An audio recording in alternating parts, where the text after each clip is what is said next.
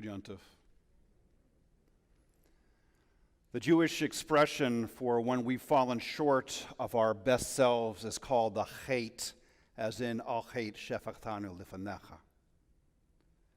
Sometimes this is mistranslated as a sin, but it's more accurate to say that we've missed the mark. On Yom Kippur, we seek to adjust our efforts so that we can become both healed and whole. We call this teshuvah. Like any of the spiritual exercises in Judaism, you can do this anytime, but most of us don't, or can't, or won't. Honest assessment of self takes real courage. When you look into the proverbial mirror, you need to be ready to see. Today we do this as a community, which bolsters our resolve to face some difficult truths. I want to share two stories with you. Both are true. Each has vital lessons for us to learn. About 30 years ago, in the town of Billings, Montana, there lived a Jewish family. There weren't many Jews around, so the community was tight-knit and supportive. Each Sunday, Mom and Dad would take their young son to Sunday school, which was taught by other Jewish parents. At Hanukkah time, the kids made paper menorahs to tape onto their bedroom windows as a way of bringing the holiday into their home and Jewish pride into their lives. A few nights later, while the boy was sleeping in his bed, the Ku Klux Klan threw a rock through his window. Shattered glass rained down all over the bed covers. The Klan wanted to send a clear message about the open display of Jewish symbols and their disdain for the Jewish people. Thank God the boy wasn't hurt. His parents were horrified that anyone would do this and scared that their family had been targeted. The boy's father wanted to avoid any further attention and understandably wanted to retreat behind a wall of silence. I've been told that his reaction, as irrational as it might be, was to feel shame. Shame to have been targeted, shame to have felt so powerless, shame that he felt isolated and alone. The boy's mother, however, who was, by the way, not Jewish, took the opposite approach. She was furious that the Klan was trying to cower them, and rather than retreat into isolation, she spoke about it openly and called everyone that she knew. She called the other Jewish families in town. She called their Gentile neighbors. She called the school. She called the churches. She called the newspaper. The reaction of the town in this little corner of Montana was incredible. With a plan in mind, the newspaper printed a paper menorah in its next edition, and hundreds of families took that centerfold and taped it onto the windows of their homes. The Klan responded with more rocks through more windows. So, the newspaper printed the menorah again, and even more townspeople posted it, visibly, for everyone to see.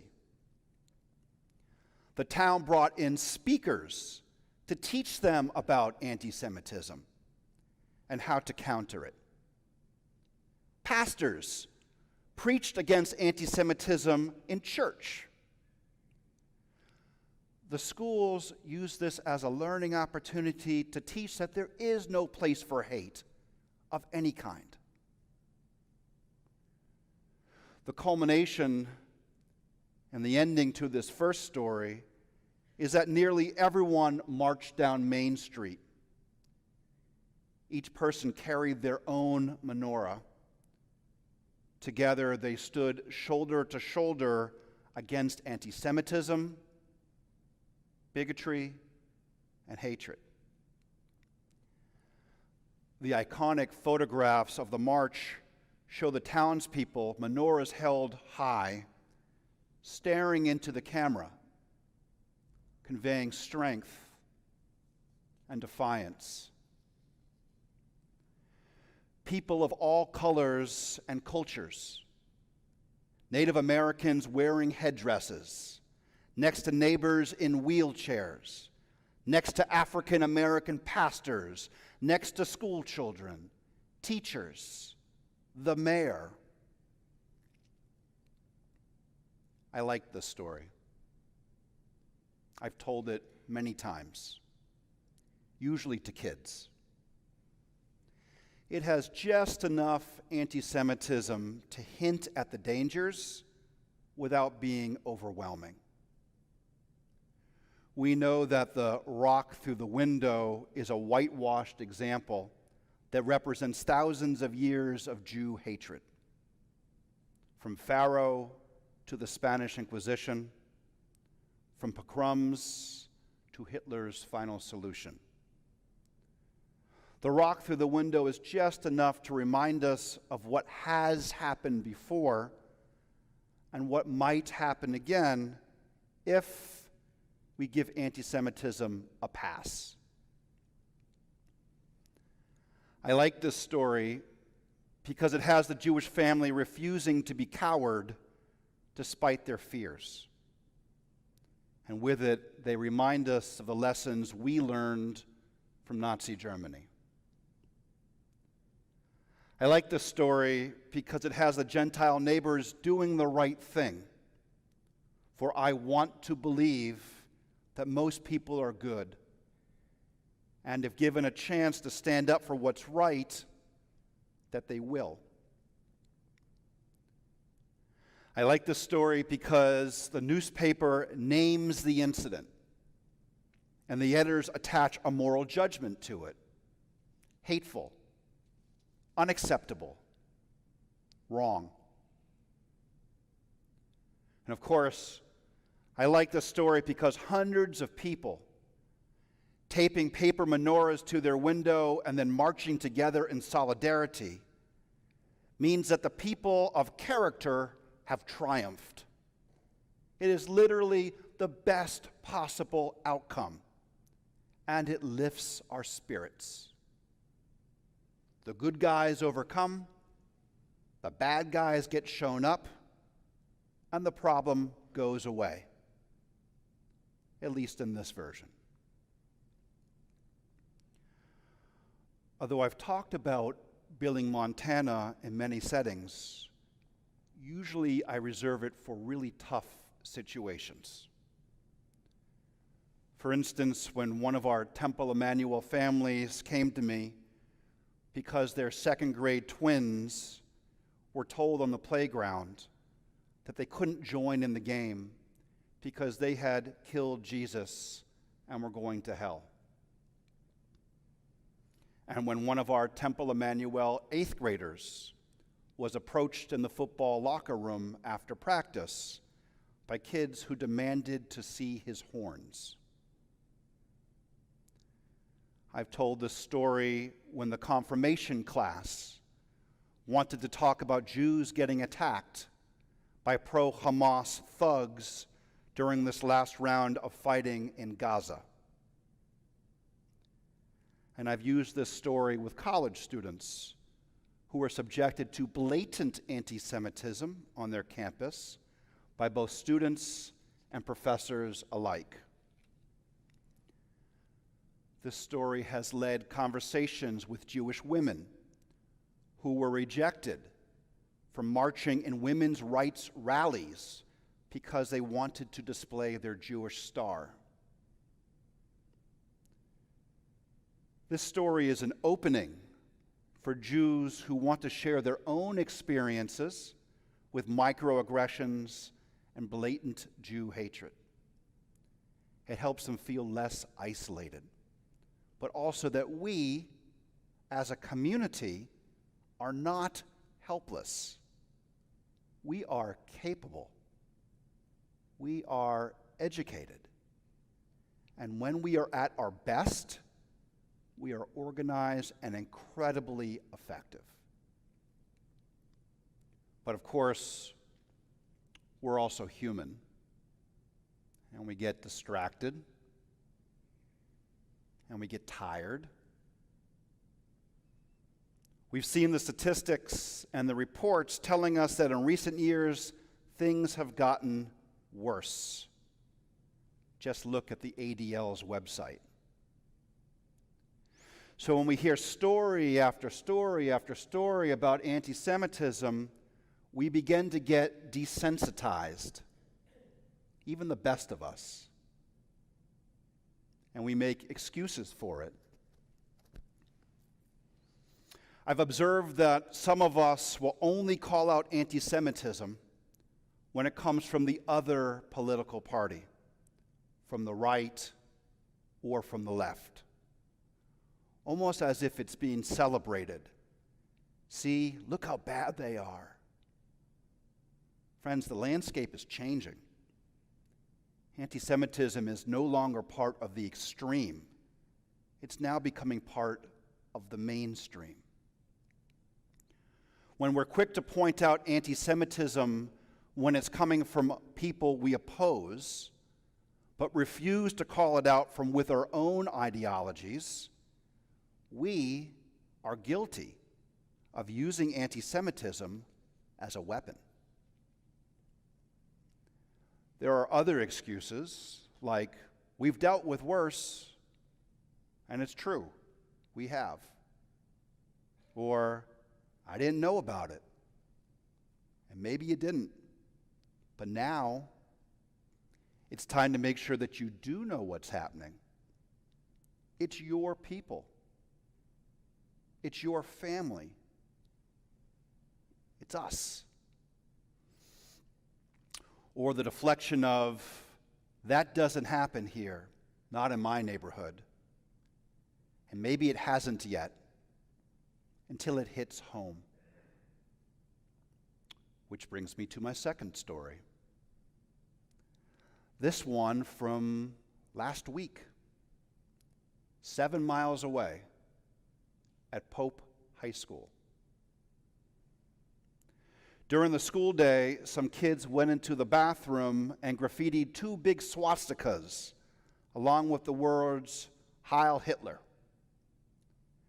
This is in addition to ripping sinks out of the wall, breaking glass, and vandalizing stall doors.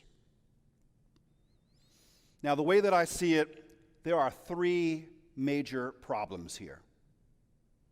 First, that this happened at all. Second, Pope High School's response, and even more so, the response from Cobb County's Board of Education. Third, the Jewish community's anemic reaction. Teenagers from our confirmation class shared that they thought that these were just kids being idiots, and they sure were. But their choice of what to graffiti wasn't a swear word, but rather the words, Heil Hitler. I'm not suggesting that these kids are neo-Nazi masterminds. I have no idea what ideologies they've been exposed to. But for sure, there's something in the zeitgeist that made them write these words in particular. 3 generations after the Nazi defeat, The swastika is still a call sign for white supremacy. To the Jewish minority, it conjures up images of our grandparents being sent to the gas chambers. It triggers in us epigenetic trauma. Hours after the hate symbols were discovered, Rabbi Larry Cernovitz from Temple Kol Emeth was at the school having an intense dialogue with the principal. Many of the Jewish kids at Pope are also part of the Kol Emeth community. Rabbi Cernovitz told me that the principal seemed to understand why we Jews were so concerned and angered by the Nazi graffiti, but that his ability to communicate with the student and parent body about this type of thing had to go through the Cobb County Board of Education's communication department, who, for some reason, were opposed to having the facts about the Nazi symbols known. This is a result of the Cobb County School Board having passed a resolution in June banning critical race theory or anything that resembles it. Unlike the school in Billings, Montana, Pope High School is not allowed to use this incident to teach any history or values or lessons. Not what Hitler's ideology was, or his calculations towards genocide, or his views on race superiority. This also means that schools like Pope are strongly discouraged from inviting organizations like the Anti-Defamation League to teach the kids and the teachers how to address these incidents, or to create an atmosphere where the kids would be upstanders, standing up for one another against hate of any type. Under this resolution, it was determined that teaching about the Nazi symbols and the terror that came with them was forbidden because it would make some people feel uncomfortable. Meaning, I assume, that some white people would be uncomfortable talking about the murder of 6 million Jews because we were not Aryans. Notice how the decision has been made that it's okay that the Jews are uncomfortable by ignoring the hate directed at us. Our Jewish kids are supposed to go back to school as if it never happened, as if nothing is wrong. When you deny a people's history, you deny lessons from that history. How can we teach never again when we aren't even allowed to talk about it? The third problem with what happened at Pope High School last week is the Jewish community's ambiguous response. Let me make myself clear. This is not Kol Emeth's problem.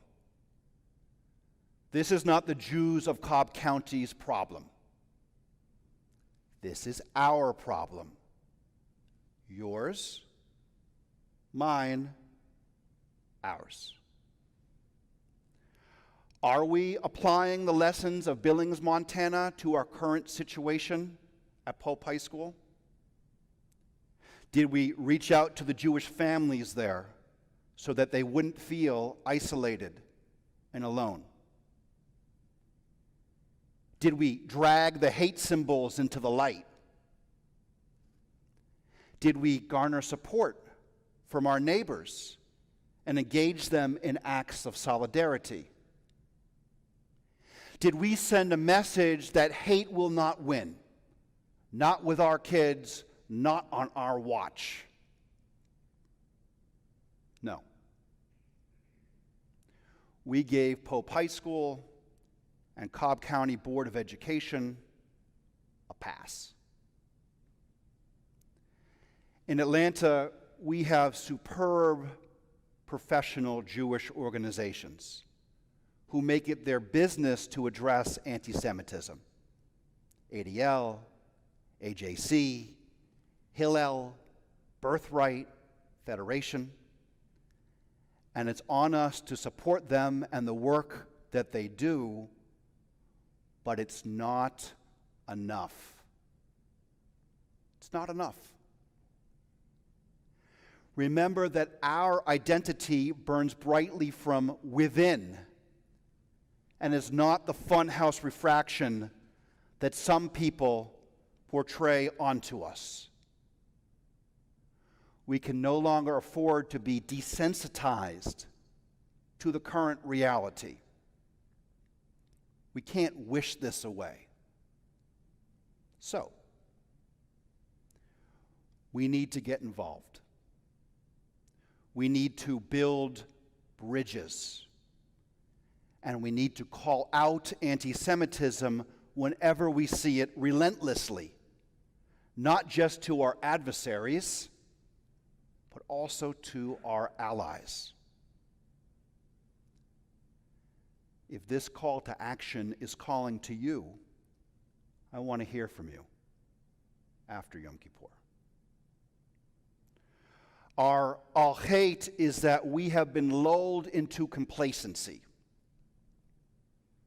This year, our tshuva is to have pride in who we are as the Jewish community. This year, our tshuva is to stand up for ourselves. This year, our tshuva is to stand against hate in all of its forms. Then, maybe we can begin to heal ourselves and our children's future and the American dream. Ken Yiratzon. May it be God's will. Good Yontif.